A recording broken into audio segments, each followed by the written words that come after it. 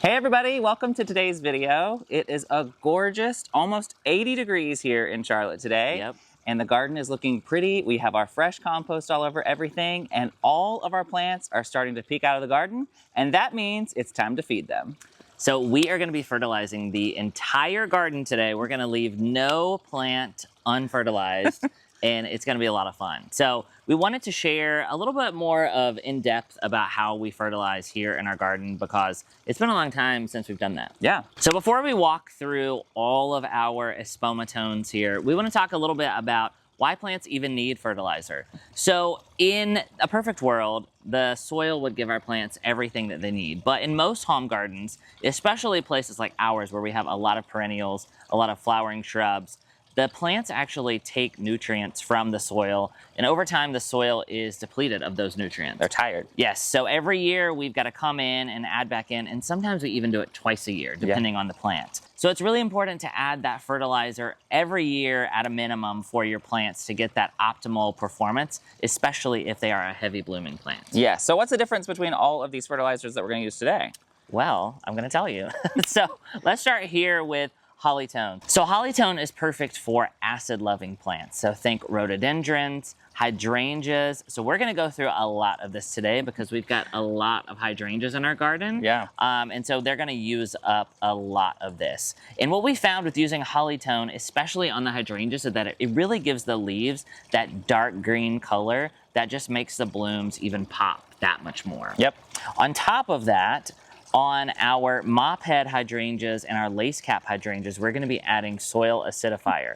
So on those types of hydrangeas, you can actually change the color based on the soil's pH, anywhere from pink to blue. I think the bloomstruck hydrangea from in the summer can go from like pink to a light purple, but we want to be on that purple to blue side of things rather than the pink. Yep. And we've got some hydrangeas right behind us that were like bright pink last year. Yeah. And so we want to make sure that those are as blue as possible.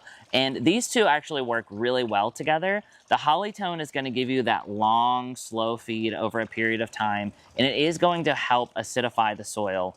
But the soil acidifier is going to give us that extra jolt that we really want for this season so that hopefully our blooms are a little bit more blue than they were last year. Yep. Next up is a tone that is new to us. This is Evergreen-Tone. And you guys know last year we planted a lot of conifers in our garden. Yep. We've probably got over 10, maybe more than that in our garden at this point.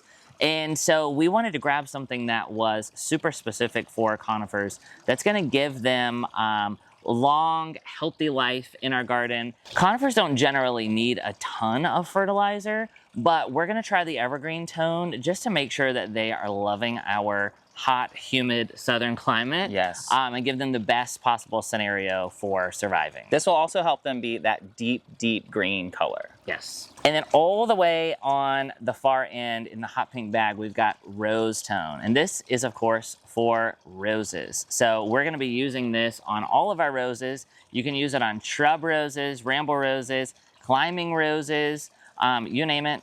Any rose can take it. Now, in the past, we have also put Rose-Tone on our hydrangeas because Rose-Tone is for flowering shrubs, and a hydrangea is a flowering shrub. That's right. So while I do feel like the Holly-Tone gives the foliage a little bit more of a deep color, Rose-Tone could be used interchangeably if you're having trouble finding Holly-Tone. And last but not least is Plant-Tone. And this is kind of our catch-all for everything else. So you'll see us using this along all of our perennials that can take fertilizer.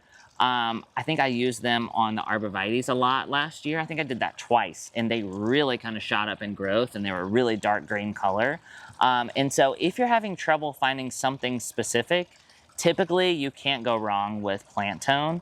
Now the nice thing about Espoma is that they have this really cool plant search where you can go on their website, type in the plant that you're looking for, and it will tell you exactly which fertilizer to use. We'll link that down below so that you can head on over to their website and check that out. I know I've used it quite a few times, especially for some of those, very niche plants that maybe I didn't even mention here. You might be wondering, what should I use on that? Espoma can help you out. Yeah, and I think the bigger message here too is just fertilize your plants. So if you guys can't get your hands on some of these specific tones, I think any of them, especially the plant tone, would be good. If you just spread that across your entire garden, it can sort of umbrella all over everything. Generally, they're mostly the same. It's just certain ones have different nutrients for different plants. Yes. Now, there are a few plants in your garden that you want to stray away from adding fertilizer. Things like sedum, yarrow, Russian sage. Those all love like really, really crappy soil. And if you go in and fertilize them, you could get super leggy growth. They could be floppy.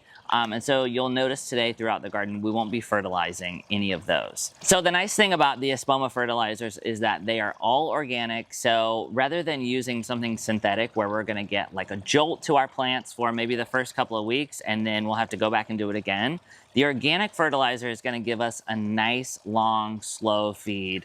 The only thing that we will really need to come back to later in the year are our hydrangeas and roses. Yeah. Typically, whenever we cut back our roses, we will fertilize again. And I think that's just a general practice to get more blooms and get a healthy plant. Some people even fertilize their roses once a month, which I think maybe we'll try this year. Yeah. And see how it goes. So that is everything you need to know about the Espoma organic fertilizers. We're gonna grab a bag and head out to the garden and show you exactly the steps you need to follow. Let's go. All right, so we're gonna start today with our hydrangeas. So we're here in our front garden underneath a giant oak tree where we've got 5 flowerful smooth hydrangeas planted and 3 pop star hydrangeas planted. Now these are 2 different kinds of hydrangeas, but we have mixed them together and it makes for a beautiful show during the early summer months. So this plant right here is a flowerful hydrangea. So I'm gonna show you how we like to fertilize. So the first thing you wanna do when you're coming in with your plant is look for the drip line. Now that's gonna be from the farthest point here straight down to the ground. And then you're gonna do 1 cup of fertilizer for the length of that drip line. So this is probably about 1.5 feet. So we'll just say 2 cups of fertilizer. And what I'm gonna do here is I'm gonna scrape away some of the compost that we just laid. If you're smarter than us, you'll do this before you do your compost and mulch, but that's okay. So I'm gonna scrape away some of this so that I can get to that drip line. And then I'm gonna pour a ring of fertilizer all the way around the plant.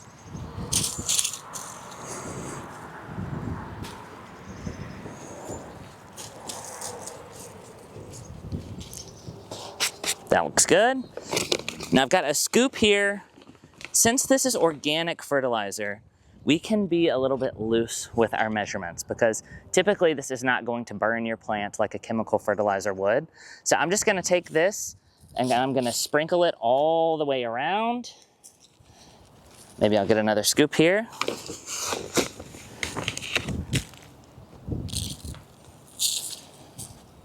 And this is organic, so it is going to smell, but it's a good smell.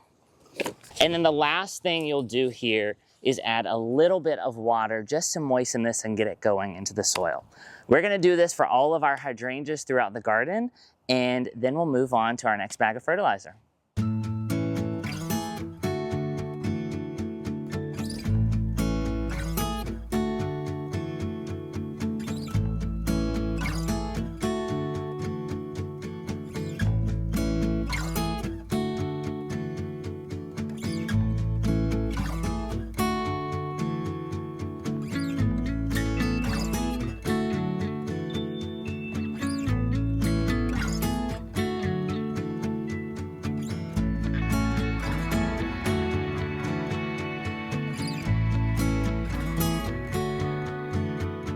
Okay, so these are our pop star hydrangeas, and depending on your soil's pH, they will range in color from somewhere between pink and blue. Our soil is more alkaline, and so they tend to lean more pink, so we're gonna add soil acidifier to them to make them blue. So I'm gonna do this the same exact way that we've been doing the rest of our fertilizer. I'm just gonna apply this right around the plant along with the Holly-Tone that we've already applied. The back of the bag does say that you can repeat this every 60 days until you reach the color that you want.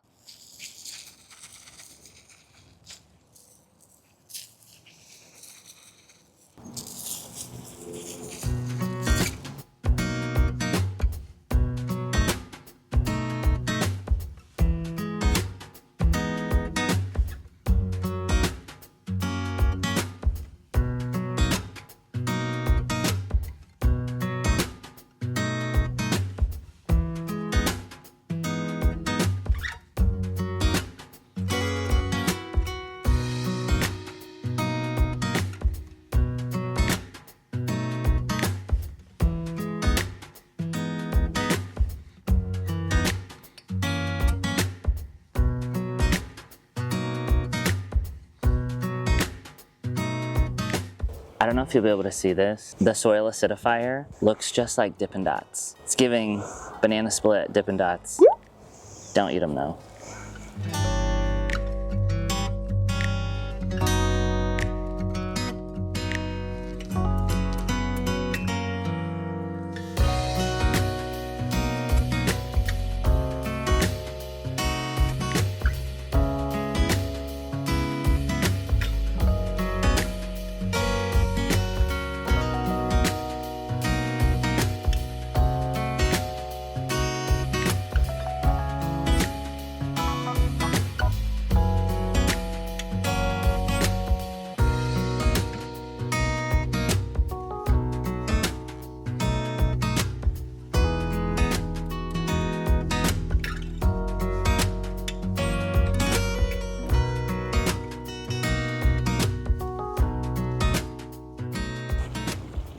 All right, so we finished all of our hydrangeas and now we're gonna move on to our roses. So the back of the Rose-Tone bag says to sprinkle 1 1/4 cup of Rose-Tone around the drip line of every plant. So that's what we're gonna do.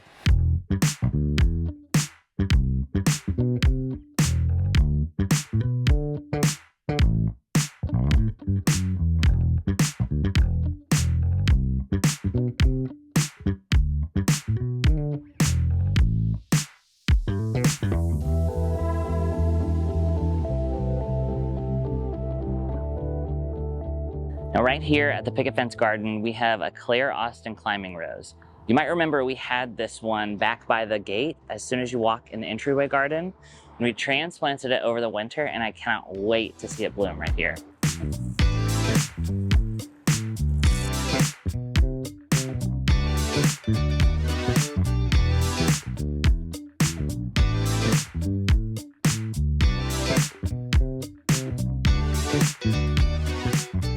Okay, so now we're gonna move on to all of our conifers. You guys know we have a ton of these. And so, like we said, we're gonna use our Evergreen-Tone here. And Evergreen-Tone has slightly more sulfur in it, which all the conifers really, really love. So we're gonna go around the garden and apply this to all of them the same way we've been applying it to all the rest of the plants. And we have a ton of them. And so you'll see, even for the arborvitaes, we'll probably end up just walking behind the arborvitaes with the bag, sort of dumping it evenly across the ground.